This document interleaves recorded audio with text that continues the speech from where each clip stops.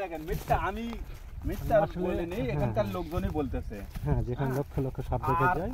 অবশ্যই যারা মনে করেন ভিডিওটা দেখতেছেন, খারাপ মন্তব্য করবেন না, খারাপ মন্তব্য করবেন না। আমি একেবারে জোড়হাত, খারাপ মন্তব্য করবেন না। যারা দেখতেছেন ন্যাচারাল না, এদিক দিয়ে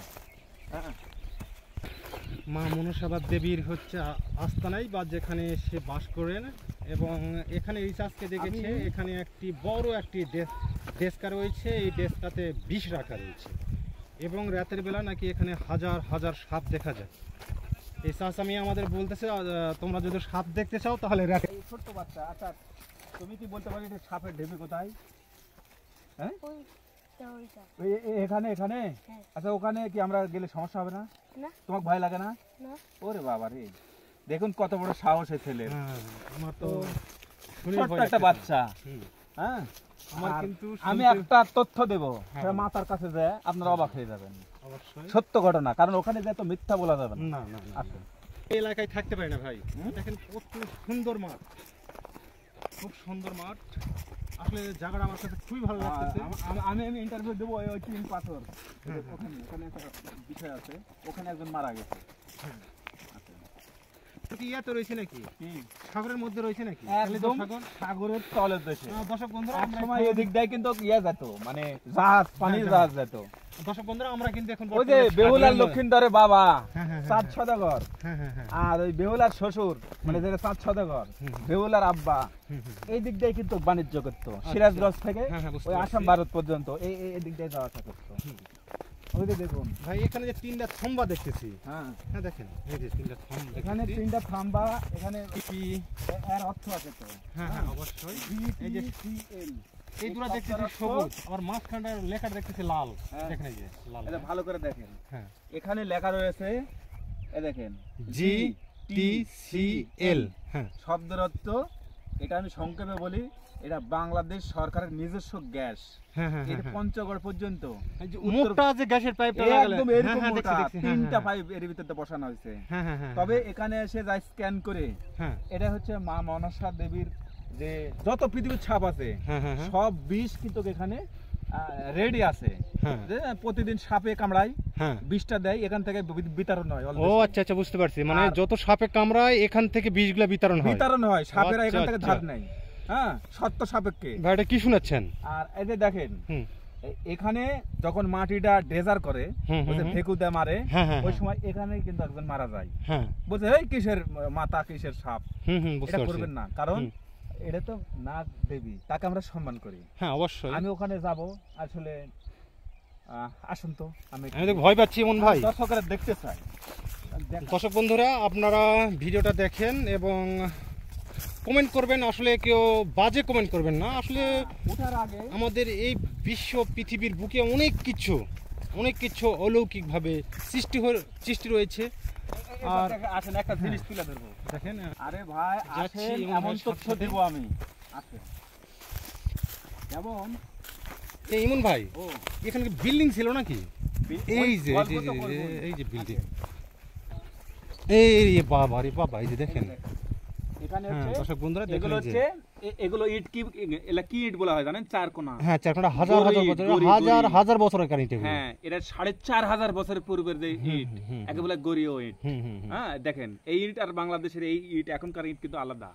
হ্যাঁ আর এগুলো হচ্ছে এখানে যে কূপ দিছে, মাটির থেকে যদি এইটুকু ওঠে, তাহলে বুঝতে পারছেন। তাহলে এই যে দেখুন, এই যে আমি একটু দেখাই, এই যে দেখুন এখন আমি যে এখন যে অবস্থান করতেছি, এটা বাংলাদেশে নয়। হ্যাঁ আমি যে জায়গাতে অবস্থান করতেছি, কিছু বাংলাদেশের ভিতর দিয়ে এখন ফ্রান্সে রয়েছে। হ্যাঁ এটা ফ্রান্সে, হ্যাঁ ফ্রান্সের দেশ, এটা লিজ লিয়েছে, মানে কিনে লিয়েছে। হ্যাঁ এটা আমি জানি যে ফ্রান্স এটা লিজ লিয়েছে। এখন ফ্রান্স হচ্ছে চক্রান্ত করে, এখানে ওরা জানে যে নাগবনি আছে, 7টা কলস আছে, অনেক অর্থ সম্পদ আছে, যে এখানে যেখানে স্বর্ণ, রূপা, কাঞ্চন, হীরা, জহরত যাই বলেন সাপের রয়েছে, আমরা সিনেমা দেখেছি, কথাটা বাস্তব, এখানেই রয়েছে। আর এইখানে সম্পদ দেয় গোটা বিশ্ব, হ্যাঁ 100 বছর চলা সম্ভব। অবশ্যই। তো এটার জন্য ফ্রান্স কিন্তু লোভ সামলাতে পারেনি। ফ্রান্স আসা যখন এখানে দূরবীন সেট করেছে, দেখিছে খালি সেখানে খালি সাপ, না এত স্বর্ণ হীরা জহরত রয়েছে, গুপ্তধনও রয়েছে। হ্যাঁ আছে, কিন্তু সেখানে পাহারা দিচ্ছে নাগমাতার কিছু সাপ। আচ্ছা, এর তো আসেন উপরে তো। কি ওঠা যায়? আসেন আমি নিয়ে যাবো। ভাই ইমন ভাই, আমি কিন্তু ভয় পাচ্ছি ভাই। ভয় পাওয়া মানে কখন টাকা যে এরকম ফাঁস করবে এটা বলা হচ্ছে। না, আমরা তো তার কোনো ক্ষতি করতে আসি নাই, আমরা জাস্ট আমাদের দর্শক বন্ধুকে দেখাচ্ছি আমরা যে আসলে আমাদের এই বাংলাদেশ বা এই বগুড়াতে কি রয়েছে, আমরা সেটা দেখাচ্ছি দর্শক বন্ধুদের। আমরা উঠতেছি সেই মা মনসা দেবীর। ভাই একটু আসতে যান, আমি কিন্তু পড়ে যাবো ভাই, আমার তো আমি এমনিতে অসুস্থ, সেটা তো আপনি জানেন। দেখেন দর্শক বন্ধুরা, আসলে কত স্বর্ণের পুরাতন। মতো একটা পোড়া আছে মধ্যে স্বর্ণ। আমরা উঠতেছি, এখন আমরা কোনো খারাপ উদ্দেশ্যে উঠি নাই, বাট আমরা আমাদের দর্শক বন্ধুদের দেখানোর উদ্দেশ্যে এখানে আমরা কয়েকদিন উঠেছি। আগে হলেও আসতে পারতেন না, এটা প্রচুর হ্যাঁ, জঙ্গল প্রচুর হয়। জঙ্গল ছিল, আমি একবার এসেছিলাম তার দেখার জন্য। ভাই যে অনেক খালি গর্ত মতো দেখছি, আমি তো ভয় পাচ্ছি। আমরা সে নাগ মাতার ভালো মনে আসছি। আমরা ডাইরেক্ট যে সে যেখানে বাস করে সেখানে আমরা উঠেছি। আর এখানে এত যে জঙ্গল ছিল, এটা আছে। এই জঙ্গলগুলো এখন এখানে দেখতে দেখেন, পাচ্ছেন, দেখেন বন্ধুরা, মা ভগ্নীগণ হ্যাঁ, তারা হ্যাঁ, পূজা অবশ্যই যে পূজা দিয়েছে, দেখেন। তো আজকেও পূজা দিয়েছে। আর এই যে গর্তটা দেখতেছি, এই যে গর্ত, খালি গর্ত না, এটাই গেট। ওটা গেট না? হ্যাঁ, এখানে রাত্রে এসে কয়েকদিন আগে আমার দিকে ধরেন ক্যামেরা, হ্যাঁ, রাত্রে এসে একজন ঘোরার চেষ্টা করছে। এখানে। হ্যাঁ, জি ওই যে শুনেছে হ্যাঁ, কি হ্যাঁ, আছে। হ্যাঁ হ্যাঁ হ্যাঁ। পরবর্তীতে কি করলো, ও খালি বাড়িতে যেতে যেতে শেষ, ডেট। মারা গেছে। হ্যাঁ, কারণ এটা আমার মাথা, হুম। এখানে কোনো 2 নম্বরের সুযোগ না, আপনার ক্ষমতা না এখান থেকে যাওয়ার। অবশ্যই। কিন্তু এটি থাকেন, ভালো মনে থাকেন, আমার সাথে থাকেন, হুম। তোমাকে সাপোর্ট দেবে।